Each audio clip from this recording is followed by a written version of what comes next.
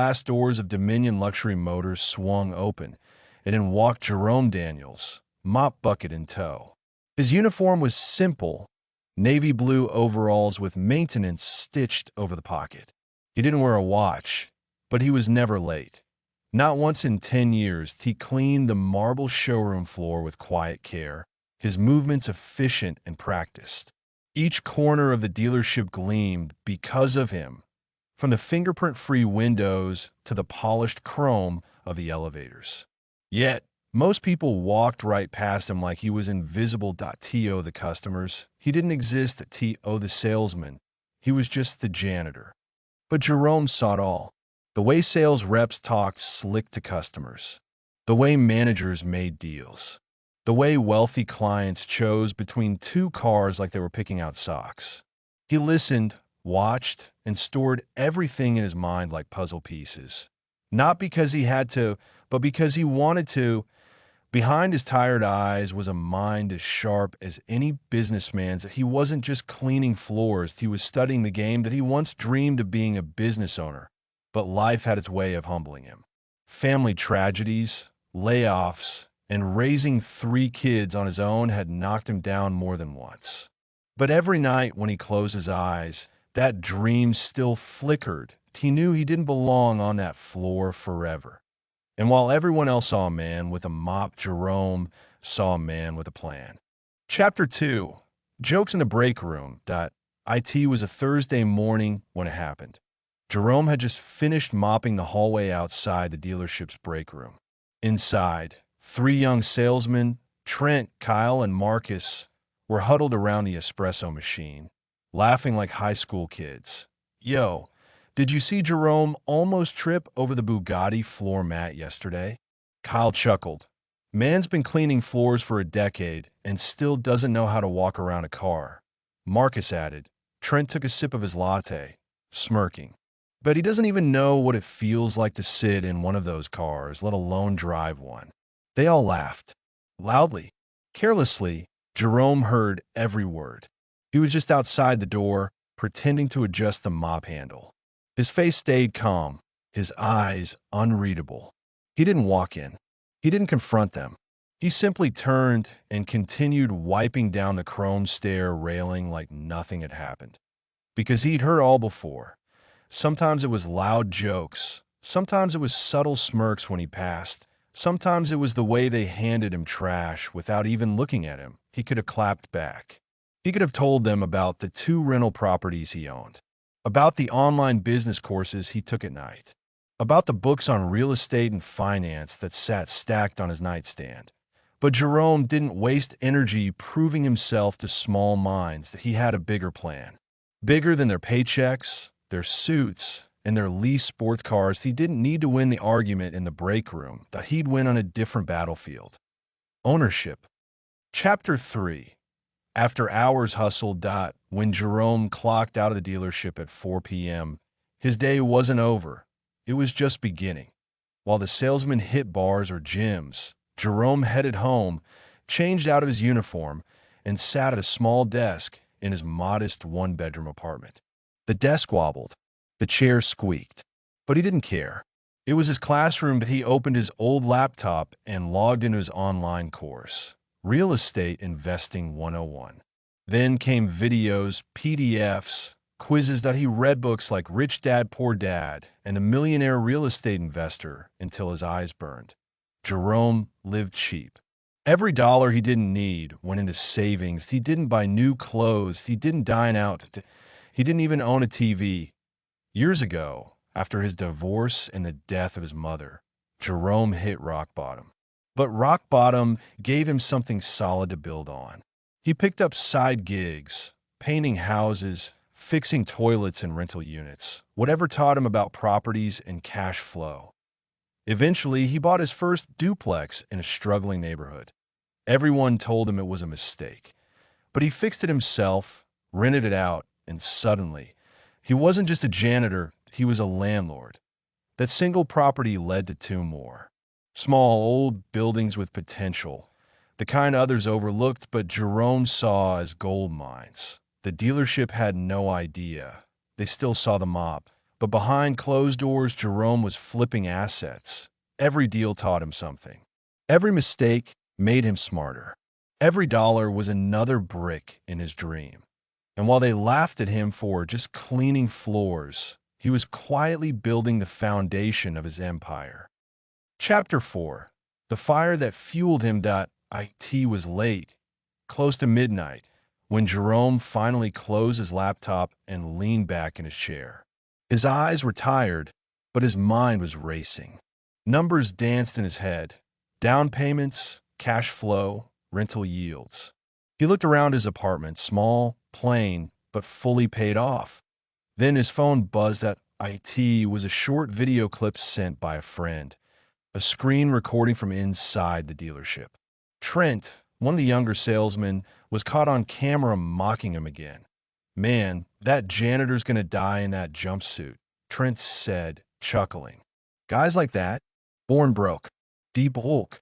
The room laughed. Jerome didn't. He sat still, the glow of the screen reflecting in his eyes. For a few seconds, he felt the familiar sting of humiliation, the tightness in his chest, the ache of being underestimated again. But then something shifted. He stood up, walked to the bathroom, and looked into the mirror. Not the one on the wall, the one in his soul. "You're not dying like this," he said quietly to himself. "You've come too far to stop now." That night, he made a decision that he sold one of his rental homes for a profit. Used the capital to buy a small apartment building. Rented out every unit. Then reinvested again. Each step was faster, bolder, smarter. He formed an LLC. Hired a part-time property manager. Started attending local real estate networking events. Began scouting commercial properties. The laughter from the dealership no longer stung. It lit a fire. He wasn't chasing revenge. He was chasing freedom. And with every deal, every brick, and every key, Jerome was getting closer. Chapter 5. The surprise opportunity. The call came on a quiet Sunday afternoon. Jerome was sipping coffee, reviewing numbers on a multi-family property he was considering. His phone rang. It was Monique, his longtime real estate agent, and one of the few people who knew how far he'd come. "You sitting down?" she asked. "Yeah." "Why? The building your dealership's in? The owner's retiring. Want to sell, privately. No listing, no bidding war. He just wants to cash out and move to Florida." Jerome's hand froze over his coffee mug. "You serious?" he asked. 100%. "He's asking $2.3 million, she said. "I know it's a big number, but I also know you've been waiting for the right one. This is it." Jerome's heart pounded. That building was the heart of a wealthy district, polished, high traffic, and in demand. He had worked on those floors for 10 years, knew the layout better than the architect. And now, he had the chance to own it. That he didn't hesitate. Over the next 4 weeks, Jerome did what he'd trained himself to do. He liquidated 2 of his rental properties. He pulled from savings. He leveraged his equity. He negotiated hard. Then he signed the deal. The ink on the contract was still wet when Monique looked at him and said, "You know what this means, right?" Jerome smiled, slow and calm. "Yeah," he said. "I used to clean that building. Now I own it. No press release. No celebración. Just quiet power." The dealership had no idea who their new landlord was, but they were about to find out. And the man they used to mock? He was coming back. Not with a mop, but with keys. Chapter 6. New landlord walks in. The dealership buzzed with morning energy. Salesmen in fitted suits prepped their pitches. The cleaning staff moved quickly, and the showroom sparkled under the LED lights, just like it had for the last decade. But something was different. At exactly 10 a.m., the front door opened, and in walked a man no one recognized at first glance. Dark navy blue tailored suit, polished brown Oxfords, crisp white shirt, no tie. Confident, silent, eyes calm, but sharp. At it was Jerome. But not the Jerome they remembered in Omop. No uniform, no smile of quiet submission. This Jerome walked like he owned the place, because now He did.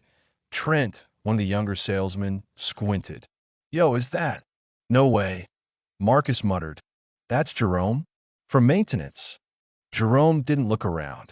He walked straight to the manager's office. Inside, the general manager, Mr. Clay, stood to greet him, flustered and overly polite. Mr. Daniels, we weren't expecting you until Friday. Jerome extended a folder across the desk. New lease terms. Effective next month. Clay flipped through the pages, his eyes widening. Rent was increasing by 15%. Terms were tighter. Maintenance clauses stricter. This is aggressive, Clay said carefully. Jerome nodded. It's business. The building's value has increased. So has the neighborhood. Time to reflect that. The manager tried to smile. Well, we appreciate the improvements you've made around here over the years. Jerome looked him square in the eye. I appreciate the lessons I learned here, he replied. Every square inch of this place taught me something. Now it's time for me to teach a lesson back. As Jerome stepped back into the showroom, all eyes were on him, not as a janitor, not as just the help, but as the man in charge. Chapter 7.